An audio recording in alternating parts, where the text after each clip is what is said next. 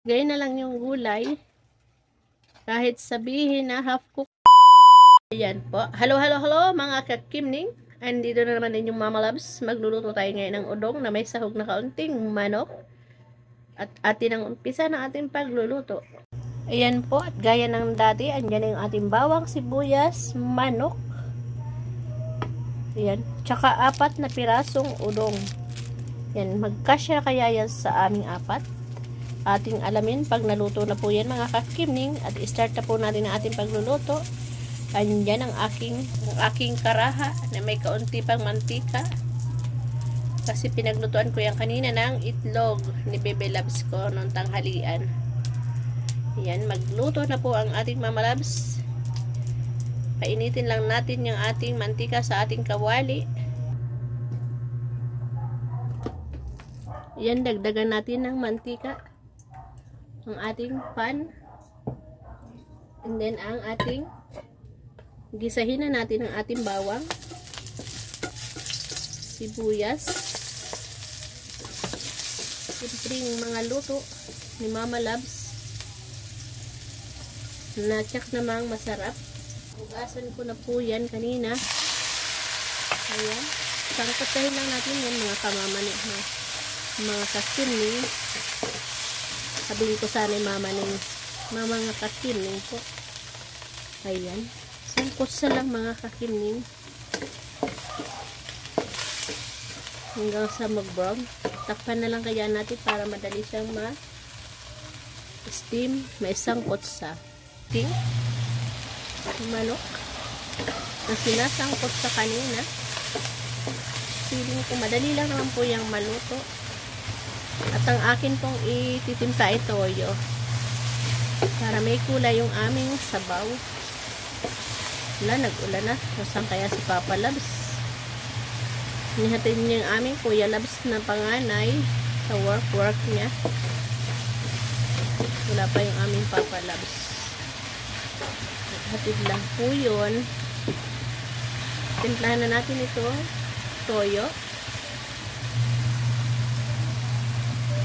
And then ang tak.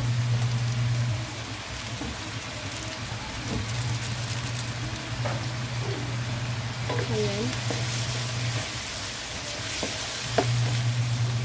At lagyan na natin ng kaunting sabaw or damihan ng sabaw.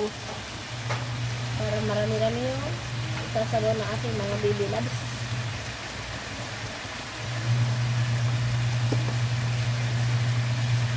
Dito sa aking initan, kung kukunin yung pinangsabaw ko dito po, pinakuluan ko na yan kanina para may sabaw ang aming Baby Labs. Yan, pakuluan po natin yan mga kakimning at nang para matabang pa. Lagyan ulit natin toyo. Pag matabang pa ulit, asin na po ang ilalagay ko. Ayan, nagalaw.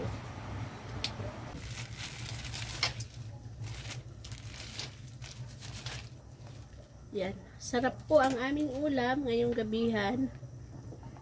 Udong na may kaunting manok. Sakto na yan sa amin. Pakuluan lang natin siya ng mga 3 minutes ulit. Di ko na siya tatakpan at na makita nyo ang pagkulo habang naluluto. Ayan, nakita nyo siya habang naluluto. Kinat ko lang kaunti yung video para hindi ganun kahaba yung papanoorin nyo. Ayan, luto na po yan mga kakimning. Pa! Itong chopso ilagay ko dito.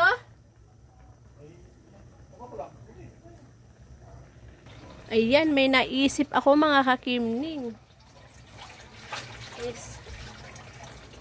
Kaysa akin nang gisahin ito ng kusa na isa lang. Ilagay ko na lang din yung para may gulay yung aming ulam.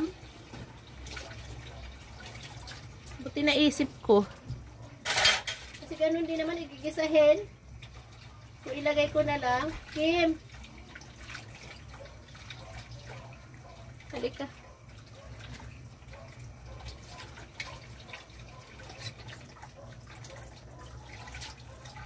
Bagong recipe ni Mama Loves. Nilagay na lang yung gulay. Kahit sabihin na half cook na lang po yung gulay sa aming udong. Ayan. Kim! Halika nga, anak. Ayan po. Sigurado, masarap na rin yan. Kasi igigisa ko pa eh. Magluluto, magbibiisip pa kami. Ayan. Ay, masarap. May gulay yung aking udong. Diba? Nakaisip ako ng paraan. Kaysa igigisa ko pa yung manok. Ay, yung manok. Kaysa igisa ko pa yung gulay. Sinahog ko na lang dito. Pero half cook na nga lang yung gulay. Kasi biglaan. Dapat kasi gigisahin ko pa yun. Ayun na lang ang nangyari ni Mama Loves. Dinamad nang magisa ulit. Ayan ang ginawa ko. Inilaho ko na lang sa udong ko na may kaunting manok. Pero marami rin naman, oh. Jewel, andito na. Chapsoy. Naguan ko ng paraan yung aking udong na may gulay. Ayan. Salamat po. Luto na po yan. Promise.